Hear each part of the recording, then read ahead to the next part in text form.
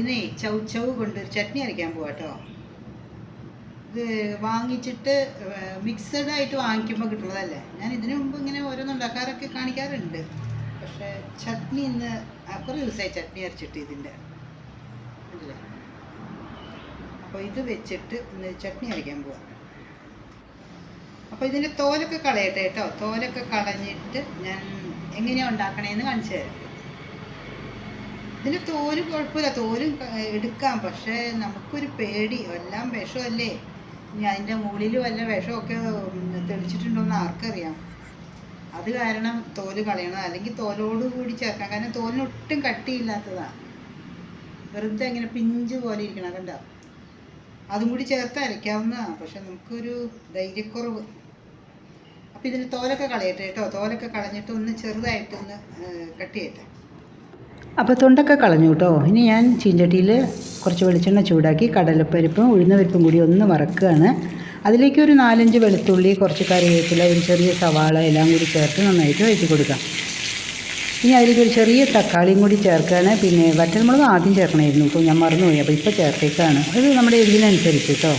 വറ്റൽമുളകൊക്കെ ചേർത്ത് നന്നായിട്ട് അതെല്ലാം കൂടി നന്നായിട്ടൊന്ന് വഴറ്റി കൊടുത്തിട്ട് നമുക്ക് കുറച്ച് പുളി വേണം. കുറച്ച് തക്കാളി, ഒരു ചെറിയ തക്കാളിയൊക്കെ ചേർത്തിട്ടുള്ളൂ. അതുകൊണ്ട് കുറച്ച് ചെറിയൊരു കഷ്ണം പുളിയും പിന്നെ ആ കട്ട് ചെയ്ത് വെച്ചിരുന്ന ചൗചവും കൂടി ചേർത്ത് നന്നായിട്ട് ഇളക്കി കൊടുത്ത് കുറച്ച് മഞ്ഞൾപ്പൊടിയും കുറച്ച് ഉപ്പും കൂടി ചേർക്കാം. അപ്പോൾ കുറച്ച് മഞ്ഞൾപ്പൊടിയൊക്കെ ഇടുമ്പോൾ ഒരു ടേസ്റ്റ് കൂടും കേട്ടോ.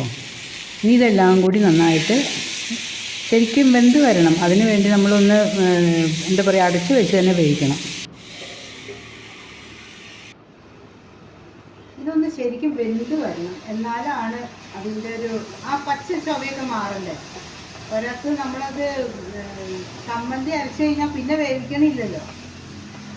അപ്പോൾ ഇതൊന്ന് ശരിക്കും ഒന്ന് ഇടയ്ക്കൊന്ന് ഇതുപോലെ മിക്സ് ചെയ്ത് കൊടുത്ത് ഒന്ന് അതിൻ്റെ ആ പച്ച മണമൊക്കെ ഒന്ന് മാറുന്ന വരെ വെയിറ്റ് ചെയ്യാം കേട്ടോ.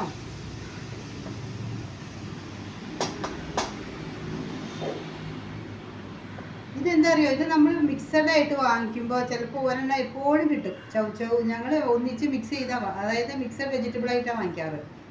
അപ്പോൾ ഒരു ദിവസം നമുക്ക് വേണമെങ്കിൽ ചിലപ്പോൾ പരിപ്പൊക്കെ ഇട്ട് വെക്കാം, പിന്നെ എന്താ പറയുക മെഴുക്കുരട്ടി പോലെ വെക്കാം, തോരനായിട്ട് വെക്കാം. ഇപ്പോൾ തോന്നി കുറേ ദിവസമായി ചമ്മന്തി അരച്ചിട്ട്. ചട്നിയല്ല, ദോശയ്ക്ക് കുറച്ച് വെള്ളമൊക്കെയാണെങ്കിൽ ദോശയ്ക്ക് എടുക്കാം കേട്ടോ, അല്ലെങ്കിൽ ചോറിൻ്റെ കൂട്ടത്തിൽ കഴിക്കാം. അപ്പോൾ ഇന്ന് അങ്ങനെ ചോറിന് വേണ്ടിയാട്ടോ ഞാൻ ചെയ്യാൻ പോണത്. നല്ലതാട്ടോ അത്, അങ്ങനെ മോശമൊന്നുമില്ല. അത് അരച്ച് നോക്കാത്തവർ, കഴിച്ച് നോക്കാത്തവരുണ്ടെങ്കിൽ ഒന്ന് കഴിച്ച് നോക്കിക്കോളൂ.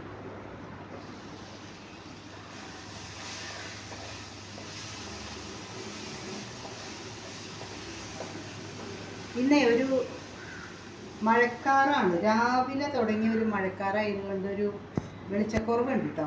പക്ഷെ നമ്മുടെ നാച്ചുറൽ വെളിച്ചം കിട്ടണതെന്ന് പറഞ്ഞാൽ അതൊരു പ്രത്യേക വെളിച്ചം തന്നെയാണ്.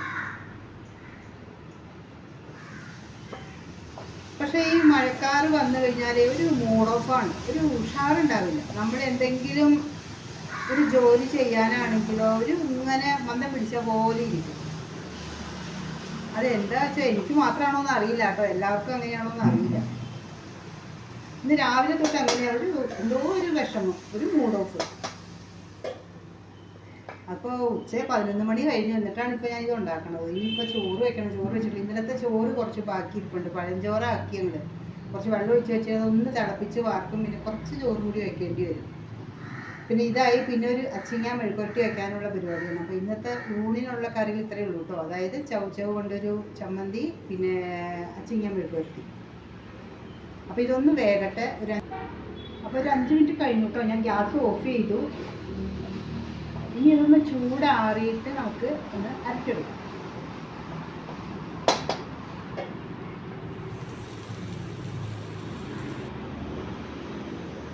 ഇനി ഇതിൻ്റെ മുളകിൻ്റെ ഞെട്ടൊക്കെ കളഞ്ഞ് അധികം വെള്ളമൊന്നും ചേർക്കരുത് കേട്ടോ. വെള്ളം ചേർക്കാതെ വേണം അരയ്ക്കാൻ. വെള്ളം ചേർത്ത് കഴിഞ്ഞാൽ അതിൻ്റെ ആ ടേസ്റ്റ് അങ്ങോട്ട് മാറും.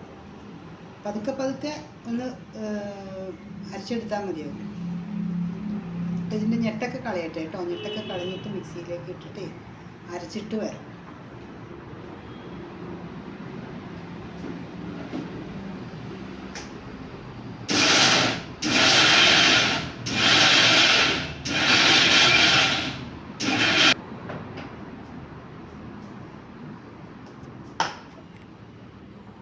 അപ്പോൾ കുറച്ച് തരിതരിപ്പായിട്ട് അരച്ചെടുക്കണം കേട്ടോ, ഒരുപാട് അങ്ങോട്ട് നൈസാക്കണ്ട.